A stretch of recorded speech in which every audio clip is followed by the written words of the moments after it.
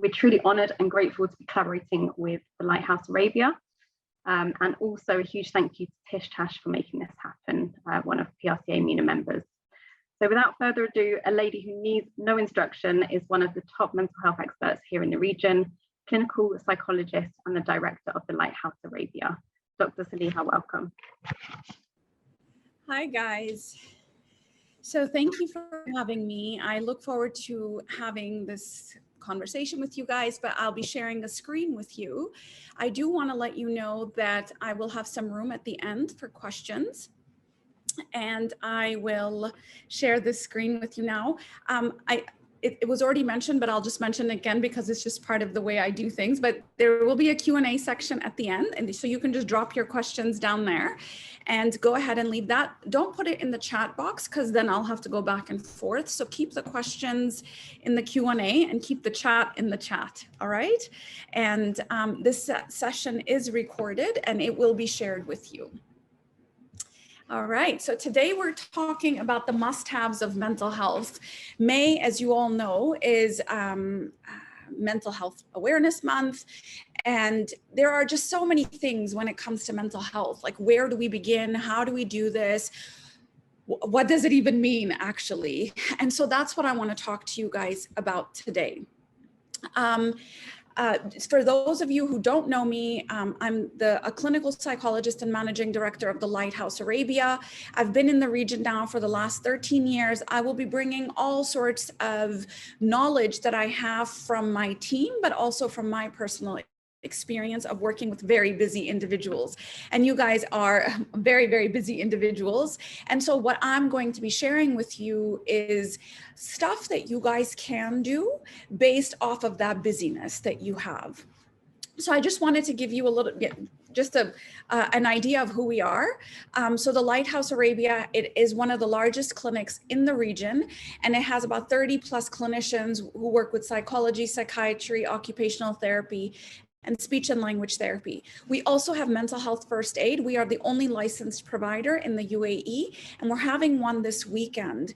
And so if you are more interested in this topic of mental health first aid, and you do find yourself sort of people coming to you and speaking to you about mental health, and you're like, oh, I don't know what to do with this, then you would probably want to get a mental health first aid certification. And if 1 out of 4 people is struggling with a mental health difficulty, then you want to know how to have those conversations in a way that is sensitive.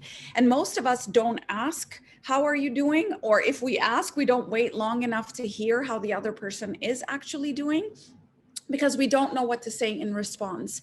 So this is a 10-hour course over the course of this weekend that actually gives you a certification like physical first aid, and you're able to detect and actually be a first responder to many of the issues such as depression, anxiety, addictions, and so on. We also have many free support groups for people who feel like, you know what, I'm really going to start doing this and I really want to make a difference to my mental health. I can't afford therapy right now, but I really just want to work on this.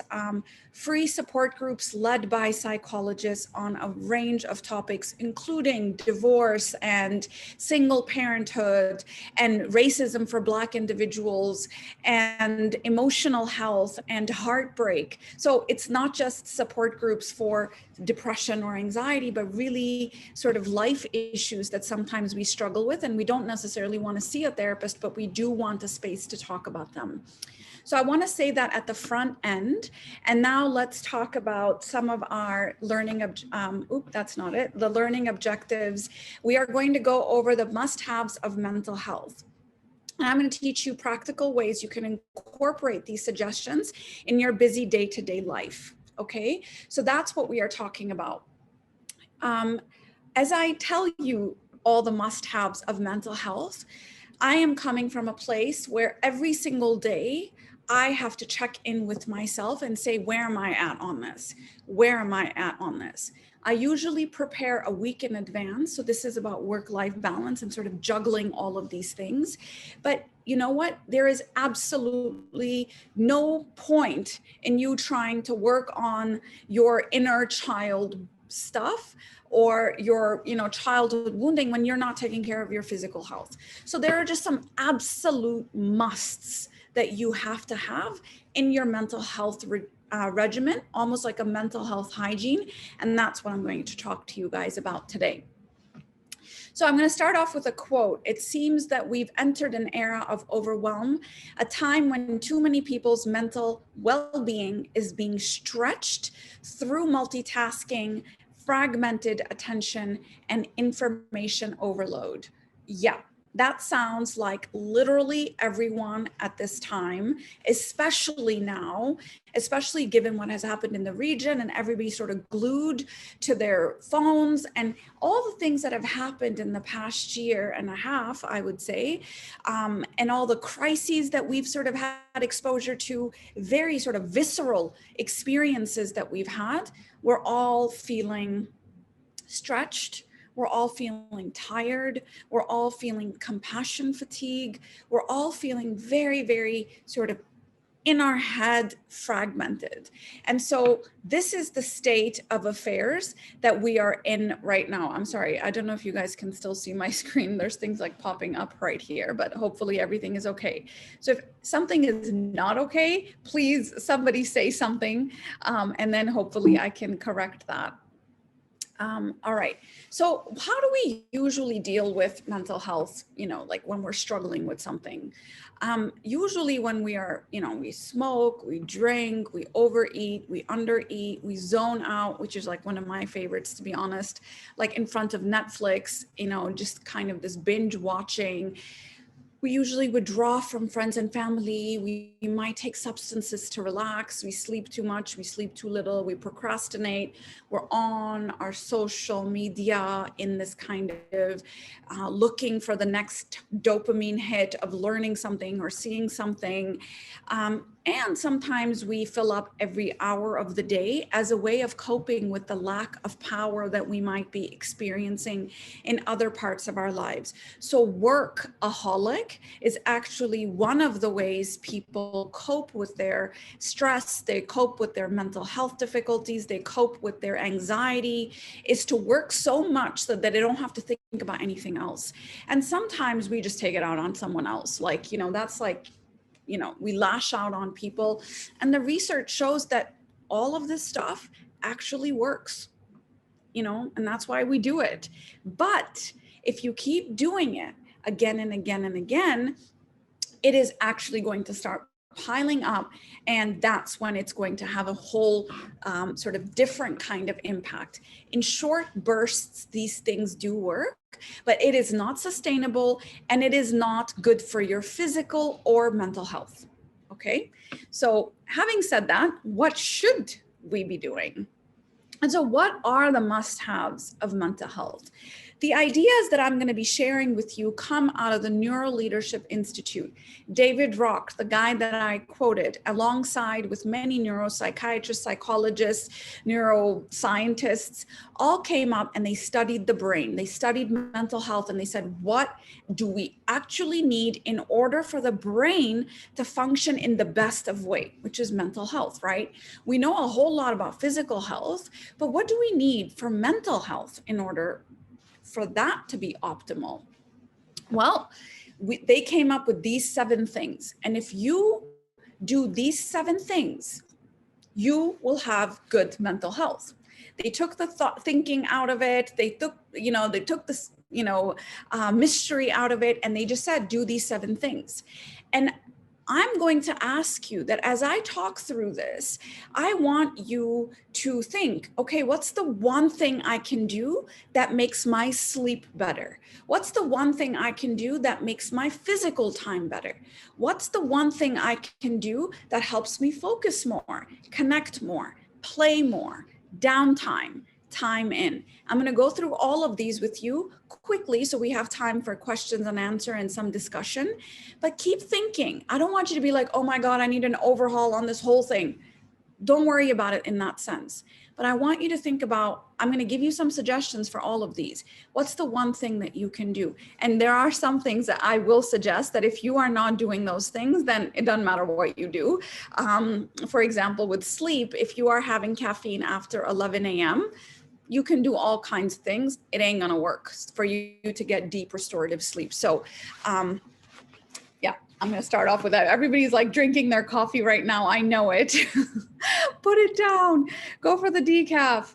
All right, so let's start with sleep time, because it is the most important thing that you can do for your mind and body, for your memory, for your mental health. When you give the brain the rest, it learns, it consolidates, it's creative.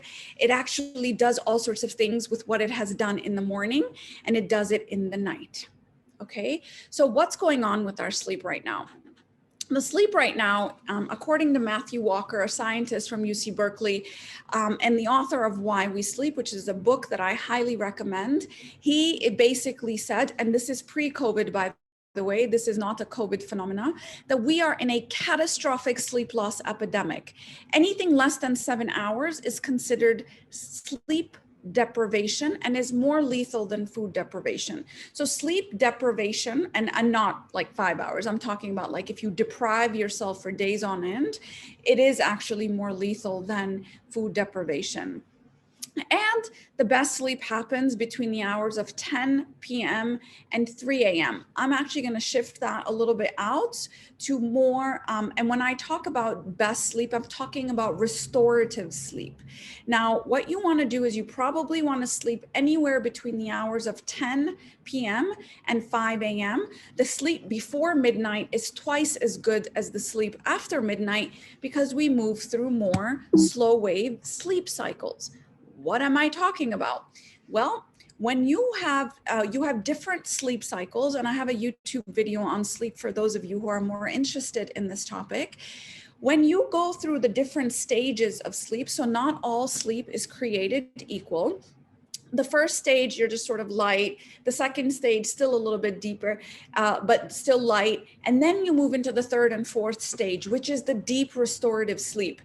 That's when the magic happens. The magic of your homeostatic restoration, tissue repair, immunity overhaul, the glymphatic system, the lymphatic system, memory processing, emotional regulation, learning, creativity, all of that magic sort of happens within the learning and creativity is more on the fifth stage, which is the REM stage. But the glymphatic system and everything above that, where your body actually heals, it repairs, it regulates, it actually drains itself of the toxins. All of that happens in the third and fourth stage. That sleep is absolutely compromised by two things. One is your blue light. If you do not have a blue light screen protector on your phone, easy fix, do it quickly, guys. Blue light has the same impact on your brain as caffeine does. And caffeine, for everyone who might be sipping on their coffee right now, if you have coffee after the hour of 11 a.m., your body is most likely not going to move into as deep and restorative sleep if you go to bed by 11 or 11:30, because caffeine has a very high half-life and quarter life. So the half life of caffeine is 6 hours. So if I have a coffee at noon, which some of you might be doing right now, it's going to have, so let's just say you have a double espresso right now. It's going to have a single espresso in your system at 6 p.m. I know it doesn't feel like that, but that's how the brain works. And then at midnight, you still have a quarter espresso still in your system. So the digestion of caffeine is actually quite brutal for the body. And that actually is really getting in the way of us getting that deep restorative sleep. How do you know you're getting good quality sleep? Because you wake up 7-8 hours and you're done. If you are hitting the snooze button again and again and again, you are not getting quality sleep. And if you are not getting quality sleep, you are not doing one of the most fundamental things you need to do for your mental health, for your creativity, for your physical health, for your relational health. For all of these things, you must have sleep. So if you have a lack of sleep, it's linked to all sorts of issues. including mental health issues, but obesity, heart disease, diabetes, blood pressure, Alzheimer's, emotional regulation, mental health difficulties, depression. All of these things are linked to poor sleep. Guys, if you could take away one thing that I'm going to say today, and you just say, oh, I don't know what this lady talked about today, but I just remember one thing: guard your sleep. And sleep you do at night, but it is made in the day. From the moment I wake up, I am considering my bedtime. From the sunlight that I get in the morning, to the exercise that I do in the morning, to the caffeine intake that I might have in the day, all of that is going to impact. And my bedtime routine, which begins about 45 minutes to an hour before my bedtime, when I actually do go to bed, which is around 10:30 p.m. And so all of this is going to impact every single thing that happens beyond that. If I don't sleep properly, I don't exercise. I'm not a very nice person to be around. And the trickle down effect of sleep is actually quite monumental. And so I really would say lock in the sleep. And if you don't have that sorted, forget about everything else that I'm about to say, just focus on that. And there is a whole 1-hour webinar on sleep for you guys on my YouTube channel. So what's the second thing that I would want you to do? And remember, the question you're asking yourself is, what's the one thing that I can do to make this happen in my life? So how can I be more playful? Because when you are playful, you allow yourself to be spontaneous and creative and enjoying novel experiences. Now, in your industry, you must be playful. You cannot not be creative, right? You have to be creative. You have to be quick on your feet. You have to feel difficult situations quickly. You must have play in your life.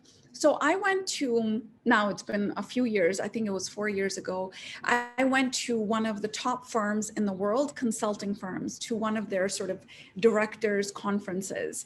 And they had the CEO of Lego standing on stage, Lego, you know, the little blocks.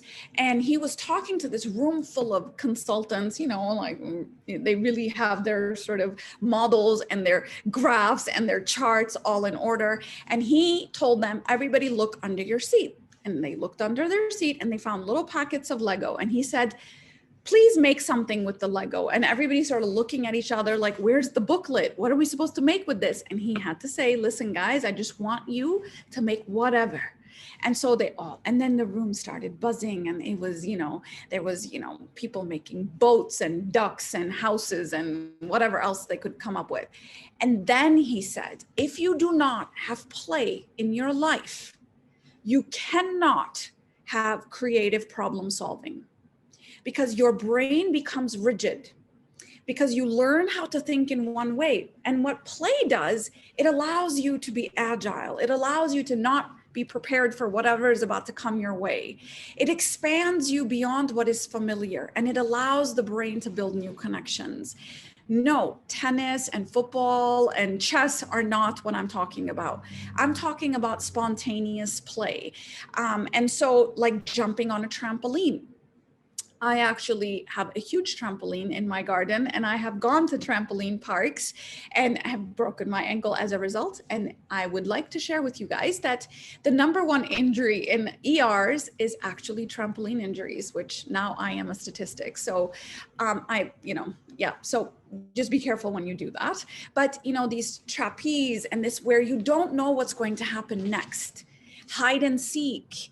And, you know, one person who has listened to me give this talk actually talked about having a playlist where different kinds of music play, and 1 minute you're dancing slow and the next minute you're dancing fast, and you don't know what music is going to show up, and that could be quite playful. So you have to inject play into your life. Being around animals, being around children is going to be like, oh, we don't know what's going to come out next. And that expanding beyond the familiar is what keeps you agile.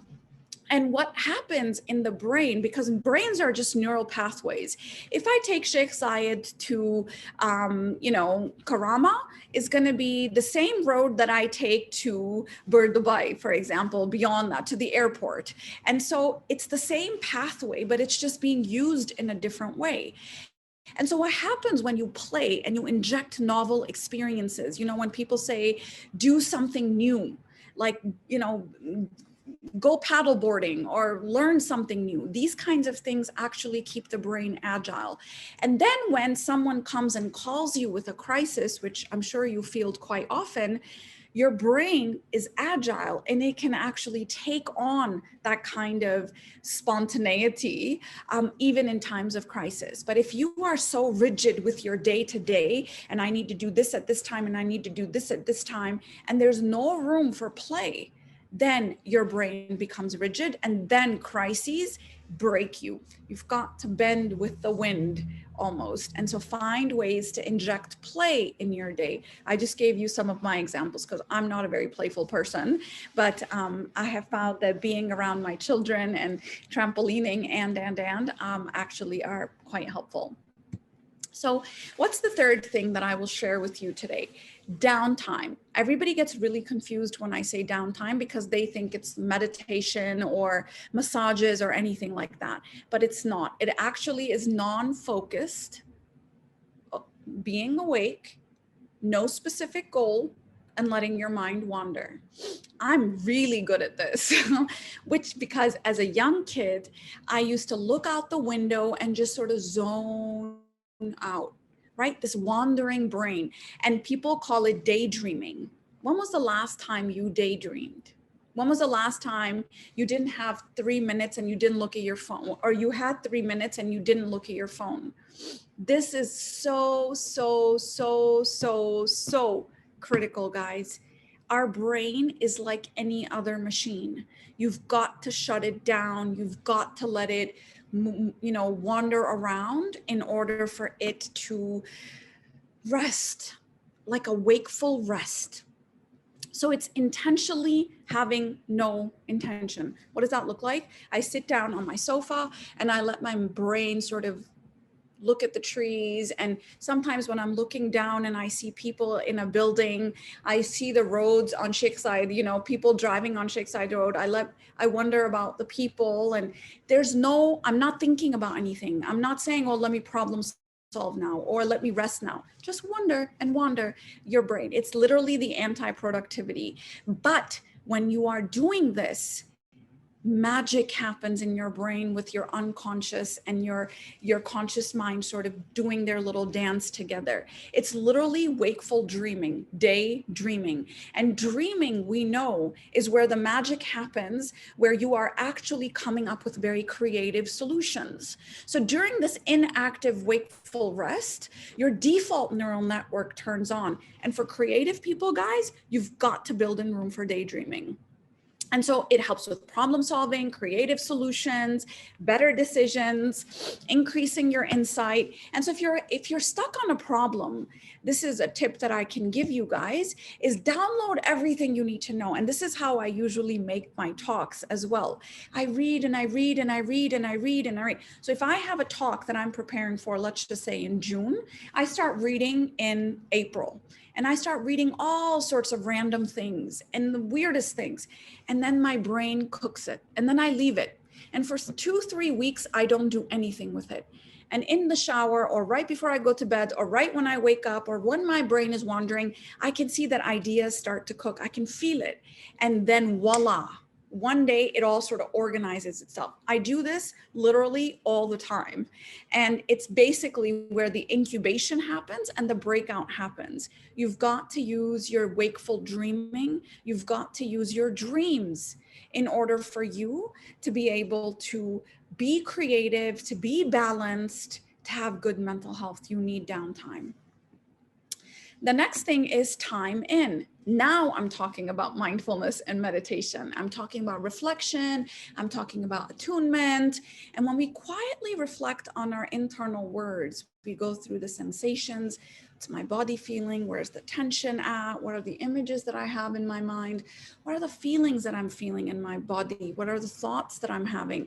This helps the brain, and it is just good for mental health. And by the way, guys, I know some people are like, oh God, don't tell me about mindfulness. Don't tell me about meditation. It's no longer nice to have. It is absolutely a must have. If you are not meditating in a world that we live in today, do not expect yourself to have good mental health. And I know I'm sounding really harsh as I say this, but our brains are flooded, they're exhausted, and they're dissociated from our bodies. What mindfulness does is it brings us back into our bodies, and then we feel grounded, we feel anchored, we feel attached, we don't feel scared, we don't feel lonely, we don't feel anxious, we don't feel that we're going to just blow over with anything that comes our way. We are spending so much of our time in the virtual world and on social media, etc., that we actually are detached to our body, and that's why we are struggling so much as people. So it's extremely important that you connect to your body. And guys, if you can't spend 5 minutes focusing on your breath, yeah, mental health in the world that we live in today ain't going to be that easy for you then. You've got to spend that 5 minutes and start with, I remember when I was first, by the way, I'm like type A hyperactive, as you can probably see. And I had a really hard time sitting still. And I would tell my sisters that every time I sit still, I feel like I'm going to throw up. I have so much energy moving through me that when I sit, it's like 300 horses running on a field and then reining them all in. Imagine that momentum coming to a halt. I can't do it. It makes me want to vomit. This is how I felt about meditation. It made me want to vomit. And so my sister, who I swear, when God was handing out meditation, he like gave it all to her and like gave me like not even a drop. And so she told me, just do it for 10 seconds. I can do 10 seconds. And so that's where I began. 10 seconds, focusing on your breath.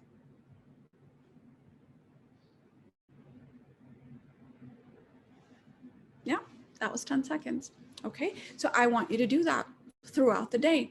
10 seconds, checking in. Then move it to 15. Then move it to 20. Then move it to 30 seconds. That's all we're working with, guys. What we want is we want to get to 5 minutes. That's what we want. But start with 10 seconds. And I promise you, you're like, what's 10 seconds going to do? I swear to you, it does something. Because then from 10 to 20 seconds is not that hard. And from 1 minute to a minute and a half is not that hard. But if you go from 0 to 5, it seems like an eternity. So please start with 10 seconds.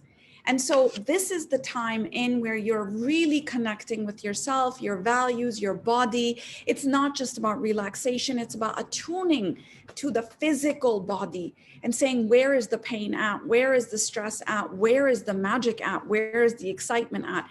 That's what we're focusing on. And when you do that, the brain starts to do different things, and it starts to have grow the integrative fiber between the left brain and the right brain. And for creative people who want good mental health, this is absolutely something you want to focus on. Okay, so time in is going to be important. The next thing I'm going to talk about is, I'm looking at the time, connecting time. You got to have relationships. I know that after COVID, it's been a little bit tricky for everybody, but you got to find your people, even if it's one person, because we know from research, and like I said, these are the 7 things that they studied, that people who had these things had good mental health. And so social supports are the #1 predictor of happiness. There was a study done in Harvard. It's one of the longest studies done to date. It ran the course of about 70 years, 70. 4 directors, lots of people involved in trying to work on the study. And the question they had was, what makes people happy? And they took men from inner city Boston, and they took men from undergraduate Harvard. And the question was, what makes people happy? Most of us think, oh, money, status, job, travel, etc., etc. Our idea of happiness has gotten a little bit warped thanks to consumerism. But they studied, and they said, and every 25 years, they asked these people the question. And the question was, how much money do you make? Are you married? Do you have children? How much friends do you have? How often you hang out with them? Where do you travel? What's your job? And John F. Kennedy, by the way, was part of this study. Also, so we're talking about like high end type of, status, as well as inner city Boston. And year after year, director after director, time after time, they found that the number one most powerful measure of happiness, good mental health, because happy people have good mental health, was having strong, intimate, confiding relationships. Now, please read that again, because I didn't say they were married. I didn't say they had children. I didn't say that they had money. I said they had people in their life that when the phone rang and they said, I need you to come over, that person ran over, and the vice versa. And so what happens is that social support has a threefold effect on your mental health and on the stress that is released in your body. It reduces the strain, it mitigates the perceived stressor, and it moderates the stress-strain relationship. What do I mean by this? So, when we say, let me carry your burdens with you, you carry my burdens with me, it literally feels like that for the body. We didn't make these metaphors up. It actually feels like that. So I get some bad news, I pick up the phone and I call and I say, oh my God, husband, this happened. Oh my God, best friend, this happened. Oh my God, so-and-so, this happened. And guess what? It has now been divided by 3. So I am no longer carrying that. It is now divided by 4. So the effect of that stress on my body is a quarter than if I were to carry it alone. And this is why feeling isolated or feeling lonely and feeling like you don't have your person, it actually weakens your immunity, it increases depression, it lowers your subjective well-being. And if you have that on the flip side, you just have a more positive outlook on life. You have better mental and physical health, and you have lower mortality. So invest in your friends. So ask yourself, who are my people? If I were to write down 1 or 2 or 3 people, by the way, they say you can't really have more than like 7 really like people. These are the people you travel with or that loan you money when you need it, right? So these are not the people on your Instagram or your Facebook. This is about people that will give you money when you need it and won't ask you again and again to pay you back. Like, it's that kind of relationship. So think about those people, and then what are you going to do this week to feed that relationship in some way? One thing, I'm going to call, I'm going to check in on them, I'm going to send them flowers, I'm going to send them a card, I'm going to write them a letter of gratitude. This is how you feed that relationship. So what's the one thing that you can do for that person in your life or the people in your life that's going to deeply invest in that? And we know from science that when you express gratitude and appreciation, you get the happy chemicals. It's the strangest thing that happens. Our self-esteem gets more, our confidence increases, our happiness increases when we are giving thanks. Go figure. So the next thing I'm going to talk about is physical health. Now, we all know that physical health is good for your body, but I'm talking about mental health. Now, if I were to say, some people say, okay, well, what are like the most important things that I need to focus on? If you were to take out from the 7, the 4, I would say exercise is one of those things, because it not only increases your brain plasticity, but it releases just good chemicals in your body. And guys, our body was not meant to sit as much as it sits. Some people say sitting is the new smoking, and it can lead to all sorts of difficulties in the body and in the mind. And so we want to move. Find a way to move, whatever you got to do. Moderate exercise can decrease your anxiety, decrease your depression. I wear Fitbit. I manage my, heart rate, all of these, things that I'm sort of doing, working on my physical health, because I know that it impacts my mental health. And when we went into COVID and it was like full on lockdown, the first thing I bought for myself was a treadmill. I didn't get anything else. I had my laptop and that's all I needed, a laptop and a treadmill, and then I'm good to go. And that's where my focus was, because the body, when it feels powerless, which is what anxiety is rooted in, is uncertainty plus powerlessness equals anxiety.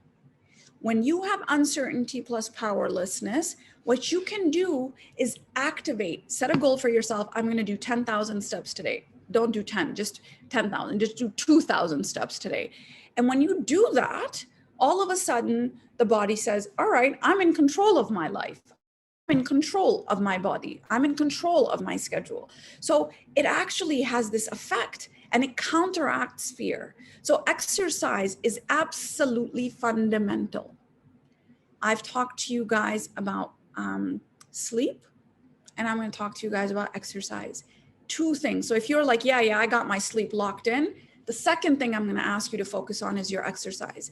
I promise you that exercise is going to have a ripple effect through your life that is going to impact everything that you do. And that is why it's considered a keystone habit. A keystone habit is one habit. Keystone pillars are the ones that hold up lots of things. So it actually is fundamental to so many different things, including your mental health. It enhances your memory, learning, it improves your executive functioning. You're just sharper. The brain lights up like a Christmas tree when even with a 20-minute brisk walk. So first thing in the morning, if that's what you do, you literally light up your brain. And it actually says, all right, I'm ready to rock and roll now.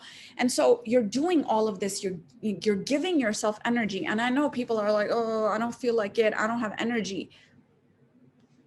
You got to give, like objects in motion stay in motion.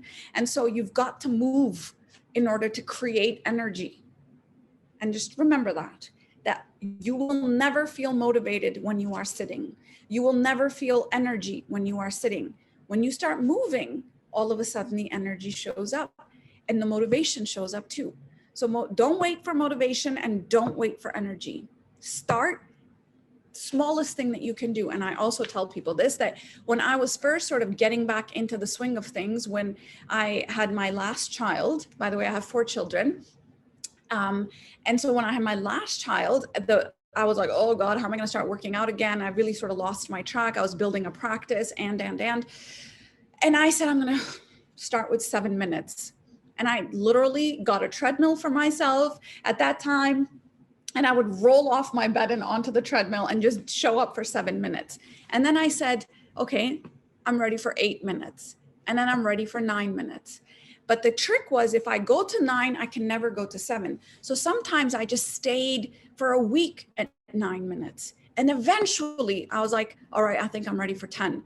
And then I did 10 minutes. And the next thing I know, I swear, guys, I actually did it for 80 minutes and I never realized. I had to zoom out a little bit because I was like, wait a minute, that is like way above an hour.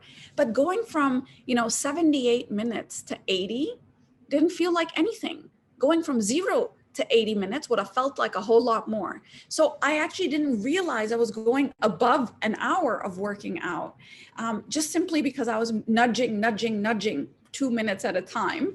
And so that's another thing that I would recommend. Just show up. I've done this with my clients. I've just said, you know what, just go buy running shoes and, workout gear, and then just wear that every morning and walk around your house for 5 minutes. And then just show up every morning with walking around. And then I told them, now drive to the gym and just sit in the parking lot. You're not allowed to go in, and just sit in the parking lot and then drive back home. And then it would sit in the parking lot. Then I said, now go in and walk back out and go home. And they did that. So this is literally how we slowly built the habit of them working out. So nudge your way into doing something, but you don't have to go to the gym. You can just go for a walk. That will be just fine. And then lastly, I would say focus time. This is really, really important, and mindfulness helps with this. So when you're focusing on your breath, you're training the muscle in your brain to stay steady. So when I'm focusing on my breath, focusing on the thought comes, oh, what are we going to have for lunch? Oh, what are we going to do after this? And then you bring it back to the breath, and then you bring it back to the breath. This is literally what my meditation looks like. I break a sweat with meditation because it's so exhausting for me to manage my mind, and it's like tracks of thoughts, but it helps you focus, and that's what you're going to do. So focus is to pay close attention, and it allows you to not feel overwhelmed. And most of us are feeling overwhelmed. And one of the things that I would recommend, guys, is don't multitask and turn off your notifications on your phone. That's what's the one thing that I can do to increase my focus? Turn off your notification, whatever it is. It can wait. whatever it is. And you tell the people in your life that are most critical, so my assistant, my children, my husband, if you need me urgently, call me.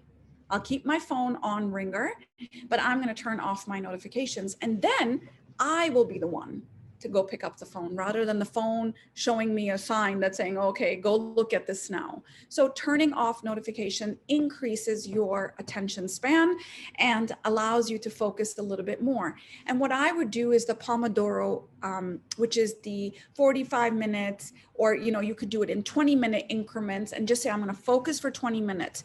Time blocking, time tasking is time boxing and time blocking are going to be two skills you want to learn for focus. So for the next hour, I'm only going to focus on email. Not I'm going to focus on email, have a conversation, talk on the phone, check my Instagram. No, you literally deplete your brain of energy, and then it feels like there's smoke coming out of your ears by the end of the day. So it really is a matter of self-control and willpower, guys. There is no such thing as multitasking. Sorry, women. I know we're like, oh, we're just so much better at multitasking. No, we're not. We just make it look like it's easier, but our brain is like a spotlight. It moves like this. So I'm looking at you, looking at my phone, looking at my door, and I'm just moving so swiftly that it makes it look like I'm multitasking, but it ain't multitasking. And the more I do this all day long, the more I'm just using the energy in a very reckless way.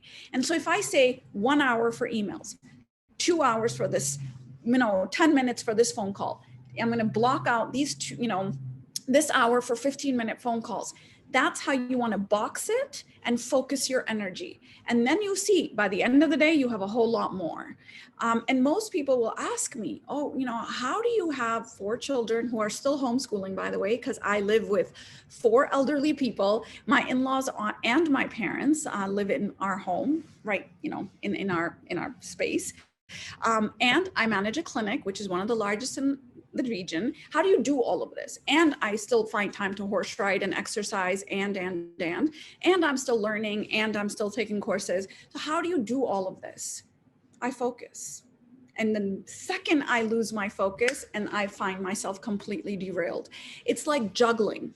It's a constant juggling act. You never juggle, right? It's not just I've gotten juggled and now all of a sudden I have everything sorted out every single day. The second I lose my focus, everything falls on my head. So it has to be very sharp focus. And the next thing I would say is invest in your learning skills, guys. There's a lot of energy we use for parenting, for anxiety, for time management, for stress management, and learn. These are skills. If they're skills, they can be learned. And if you don't know how to manage your time, I promise you, you will not know how to manage your stress. Time management equals stress management. So manage your time. I would take a picture of this slide if I were you guys, because these are all the different things that you can do in the different categories I spoke about. These are ways where people that are extremely busy can feed in some of this stuff. Downtime, turn off the phone. Don't look at the phone while waiting. For example, I just have rules. If I am walking, I will not look at my phone. I will sit down and look at my phone. I will look around. And when I'm at a red light, that is time for me to meditate. Red light means go in. Check in with yourself, breathe in and out. What does red light usually mean for people? Pick up your phone and check your social media. Don't do that. These are small ways you can trickle in mental health throughout your day.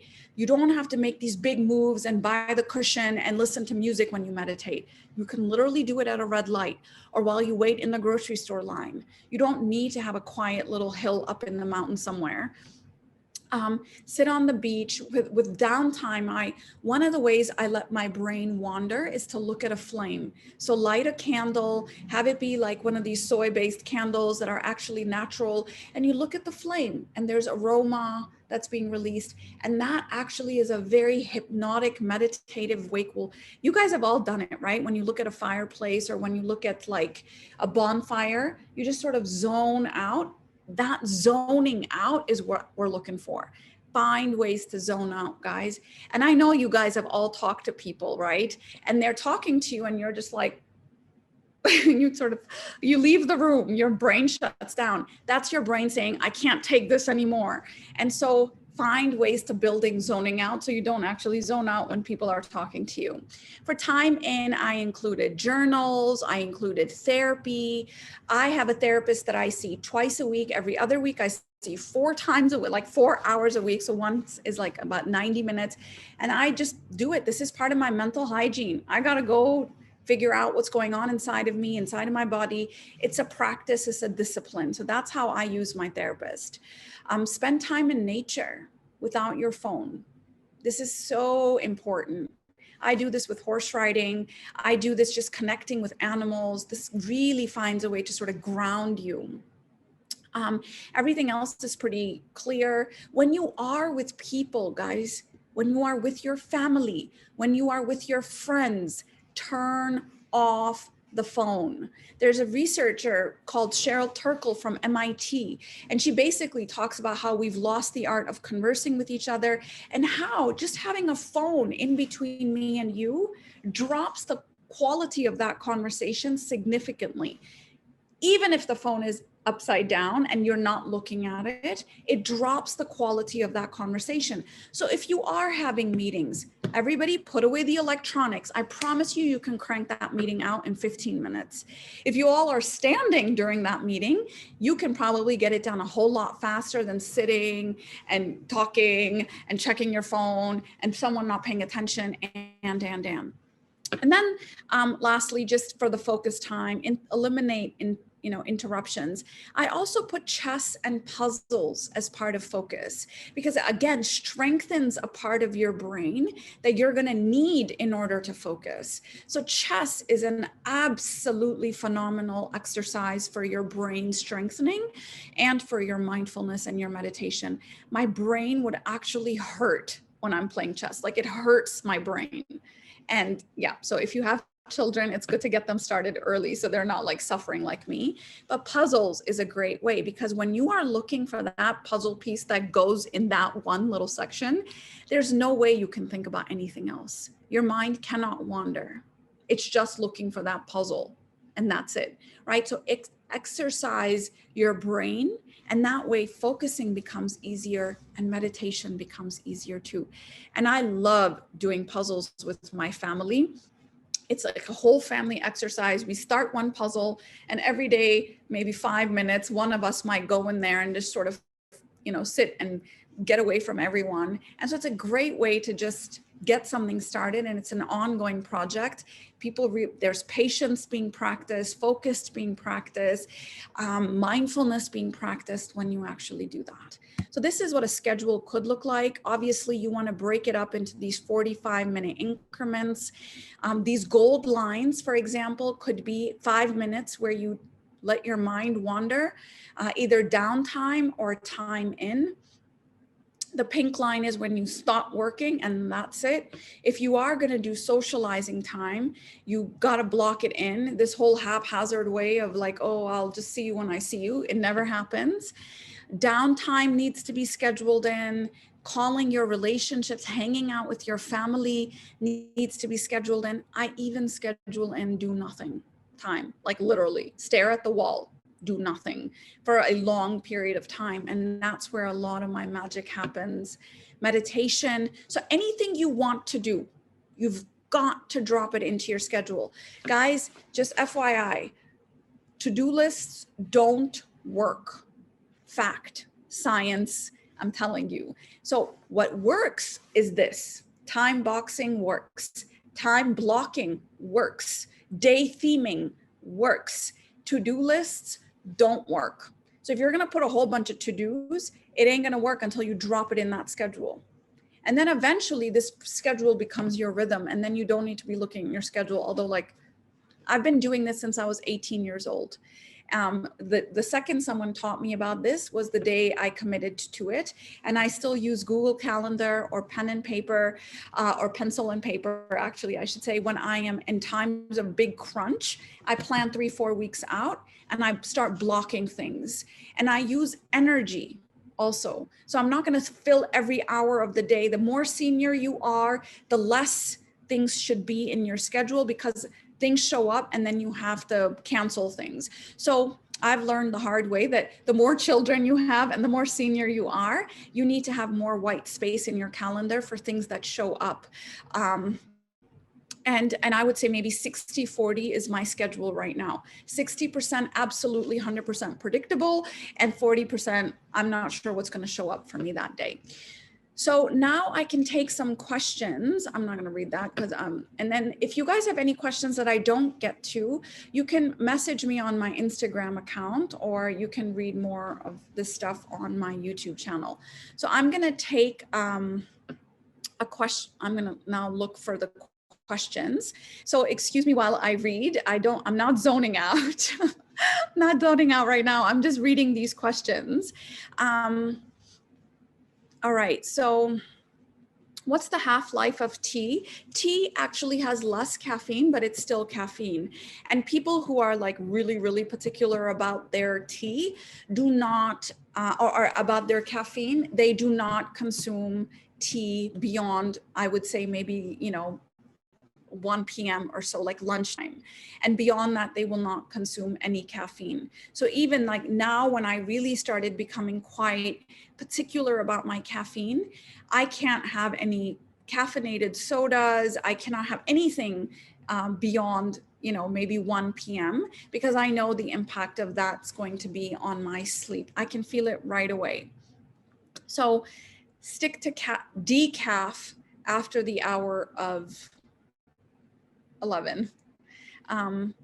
Let's see. What's the first thing one should do when they feel burnt out? That's a great question. When you feel burnt out, you need to do a bottom-up approach. So do not think about therapy at that time. Do not think about even talking to people at that time. You've got to heal your body. Burnout basically is all of your organs saying no more. I don't want any more of this, and you can do whatever you want, but I ain't activating. Your adrenals are shot at that point. So what you want to do is you want to see it as like your body is in almost like it has gone through an acute trauma, and you need to heal the body. So the first thing that I would do is rest. So sleep, exercise, eat right, and that's it. So see straight. Until you see straight, then you are, and then you can connect and do other things. But turn off the social media and literally see it as an acute trauma to the body, and you need to heal it. So eating very fresh foods of the earth, drinking a lot of water, avoiding caffeine because that puts pressure on the adrenals, moving. You've got to have gentle exercises. I'm not talking about high intensity, but I'm talking about, low impact type of movement, yoga, Pilates, these types of things.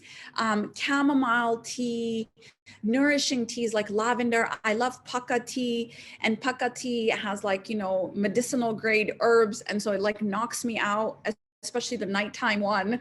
And so these types of things you want to sort of soothe yourself. Magnesium salt baths. And then you want to figure out, all right, how did I get here? Because if you don't figure out how you got there, you're going to get there again. All right. So that's what I would say about that. We do have clinicians. Somebody asked, do you offer DBT? We do have some clinicians that offer DBT therapy.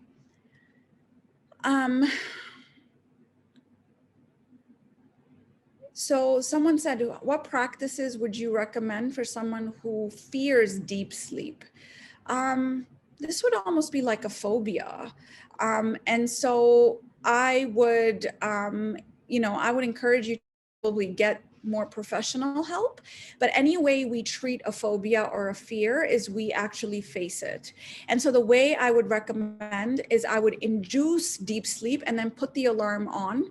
And so you can wake up, for example, I'm going to let myself have deep sleep for 2 hours tonight, and then I'll put the alarm on so I don't fall deep into sleep.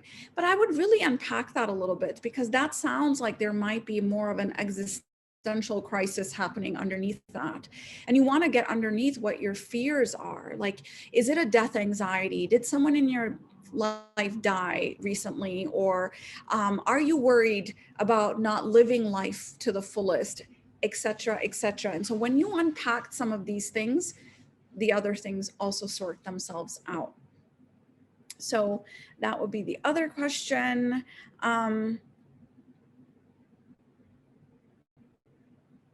So let's see, how to feel connected to one's body. Just do mindfulness meditation. You can even Google body scan. That's basically a mindfulness practice where they literally take you through every part of your body. Some body scans are 3 minutes, some are 30 minutes, and some like an hour and 3 minutes. So depending on how long you can sort of sit there and scan the body, you actually become quite connected to it. Another thing that you want to look at is the wheel of awareness. Google wheel of awareness, and it actually takes you through all of your body, your mind, your feelings, your physical body, your thoughts, etc. And it takes you through the different parts of you as well as your environment. So I love that practice. Wheel of awareness is what you want to do. So let's see. If you could give your younger self one piece of advice when it comes to maintaining good mental health, what would you say? My younger self wouldn't have listened. And so I wouldn't have said anything. But I'm just kidding. Like my younger self was just way too rebellious. You know, I've managed pretty well because I think I have been an athlete my whole life. And so that physical health is absolutely important. So what I tell my children is there is no mental health without physical health. Do not even try to think that you're going to have a good, content, happy life if you do not have good physical health and you're not feeling in control of your physical body. So that's one thing. But the second thing I would say to someone who's maybe 20, 30 years old is that the fire, passion even burns you out. Because my burnout happened because I loved my job. I love my job. I love my work. I love my calling. It is my life's work, my life's passion. I'm sure you guys can feel it too. But I love this stuff. And if I don't balance that with taking care of myself, I will burn out. So it's not just hard work or toxic colleagues or a difficult marriage that can burn you out. It actually is the good stuff can burn you out too if you don't balance it right. And so this for me became a deep commitment to my physical health. And then the third thing I would say to my younger self, see, even this question I rebelled against. You asked me for one, I'm giving you three. Sleep, sleep, sleep. You have no idea how much magic there is in sleep. My creativity went up. My engagement with the people in my life went up. My energy levels went up. My learning capacity went up. The things I remembered went up. My discipline went up. My willpower went up when I focused on my sleep. I come from the school of thought, I'll sleep when I'm dead. And y'all can sleep, I got work to do. Like, this is how I used to think. And I realized that I was really depriving myself of the magic that happens. 1/3 of our life we spend sleeping. 1/3 of our life we spend dreaming. What is that about, right? Evolution would have wiped that out if it was not absolutely fundamental to our, we are absolutely exposed at that time. We're not hunting, we're not mating, we're completely exposed to predators when we sleep. Why do we keep sleeping? And that's where the magic happens, and something we don't fully understand yet. And so I would say sleep, sleep, Sal, sleep. How does one handle compassion fatigue? The same way you would handle burnout. Focus on the body and turn off the phone, and care for yourself before you care for other people. Oxygen mask, physical body, and then caring for other people. And I know that guilt will show up at that time, but you are no good for anyone when you are not taking care of yourself. And I remember when I first heard, you know, when you're traveling, please put the mask on yourself before you put it on other people. I was like, what is wrong with these people? I've got to take care of my kids, you know, the sacrificing mother. No, it doesn't work like that. If the mother ain't right, nothing ain't right, you know? And so if you ain't right, nothing is right. So you really got to focus on your physical health and your mental health before you try to go do that for someone else. If someone who sleeps at 9 p.m., is it healthy to wake up at 4? So I would recommend that you guys watch my sleep webinar on YouTube, because what happens in the last part of the night, I know there's a lot of people in Silicon Valley who are like, oh, I go to sleep at 8:45 and I'm up at 3. You're depriving yourself of the magic of REM sleep, and that's where creativity happens. So what I would recommend is go back to our ancestors, Neanderthal cousins. They usually would go to bed with the sun and rise with the sun. And so you want to kind of do it that way.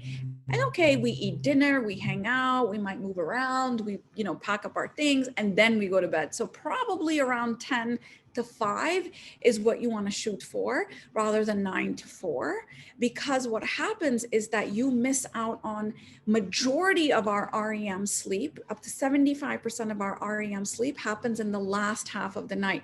That's why we have so many dreams. Sometimes you go to the washroom and you come back and then you have like 9 dreams after. That kind of is where the REM sleep is happening. So in the earlier part of the night, you are doing magic with this restorative stuff. So your physical body and your, restoration, your immunity is all going to be super strong because you're going to bed before midnight so early. But the last half of the night is where you are getting the REM sleep, which is important for learning, memory consolidation, and creativity, and emotional regulation. So you don't want to miss too much of that. Now, if my daughter was to study for an exam, I would say, I need you to go to bed by 9 and you can wake up by 5 if you want. I mean, they need more sleep than we do, but early to bed, early to rise is what I would say for a strong mind to show up for the exam. But I would not make it a sustainable sort of long-term thing. You want to get a balance of all the different cycles. So you push it out to maybe 10, 10:30, and then wake up around 5:30. Let's see. So someone said, how would you manage handling depression and feeling of numbness? So I posted something about this on my Instagram today. When you have now entered a state of numbness, you're probably within the freeze zone, which is the dorsal vagal zone, which is the burnout zone. So you probably have pushed yourself on the space. The same answer I gave for burnout is the same answer you're going to have to take. You're going to have to take care of your physical health and then move up. The bottom up approach is what you're going to take. Sleep, exercise, eat right, see straight. And then when you do that and your body feels strong again, then you want to tackle what is it going on inside of me that is leading to this depression. Of course, you can use medication if you are feeling that this is really causing clinical symptoms and you're not able to function in your day-to-day. But I would recommend that you don't medicate quickly, in the sense that only if it's very, very clinical, but not if it's not. If it's subclinical, figure out what is resulting in that depression. And that depression could be telling you that there's something not right in your life, something that you need to pay attention to, something you need to let go of that you might not be letting go of. So these difficult feelings are messengers from beyond. We need to sit and learn from them. And that's where a therapist might come in. For all the questions about sleep, guys, I really recommend watching the YouTube lecture because there's a lot of questions about sleep. It might be important. Everyone dreams, period. We just don't remember it. And you can actually go to bed at night saying, I really would like to remember my dreams. And then what you're only going to remember is, oh, I saw a red ball. Write it down, red ball. And that's it. Don't try to make sense of it. Don't try to Google it. Don't try to do anything with it. The psyche speaks when we listen.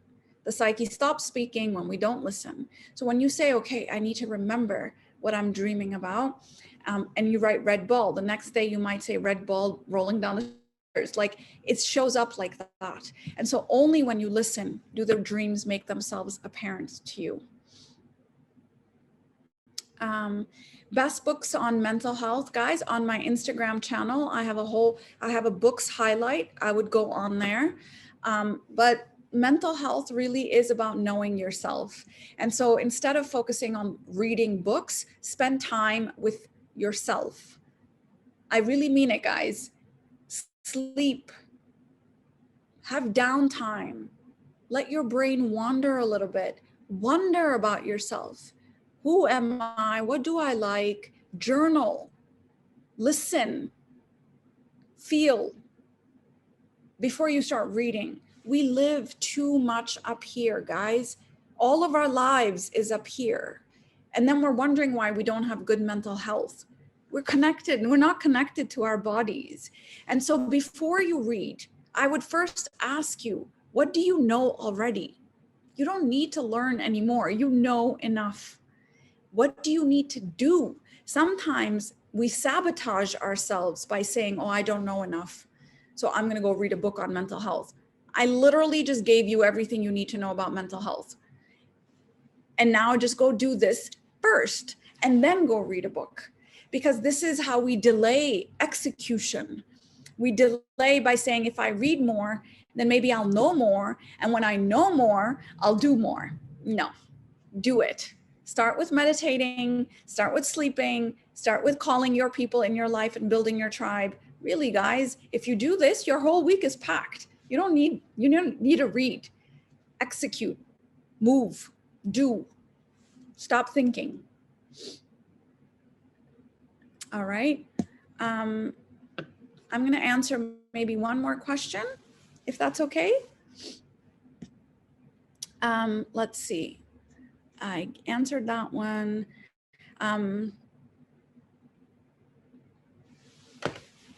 I feel anxiety in trying to manage everything, and then I try to do things quickly, and then I have like severe FOMO that if I don't do this and I don't do that. And I think this is the age we live in. You know, everything is made available. It's free. It's at our fingertips. We can download things. Like, it puts a lot of pressure on us to just like do it. And then we feel guilty because why didn't I just show up for that free lecture? Because it was free. And why didn't I show up for this event, even though I got invited? And why didn't I go here? And why didn't I go there? It was free. And I would have gotten this free. And so it creates this kind of anxiety in us that we have to do everything. I would really recommend, guys, go back to your time. Go back to this. You go back to this, and then you know what you're working with.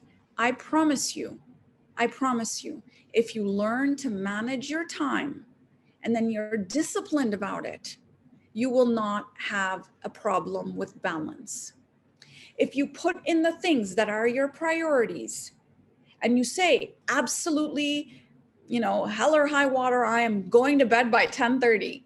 And you start your bedtime routine by let's see, 9:45. And this is how it begins. And this is how you do life. I promise you it is manageable. I'm doing it. And I'm not saying that I'm like doing it perfectly all the time. I have my meltdowns every other Wednesday. It's hard. It's hard to juggle it all, but it's doable if you manage your energy and your time. And so it's very, very important to learn time management.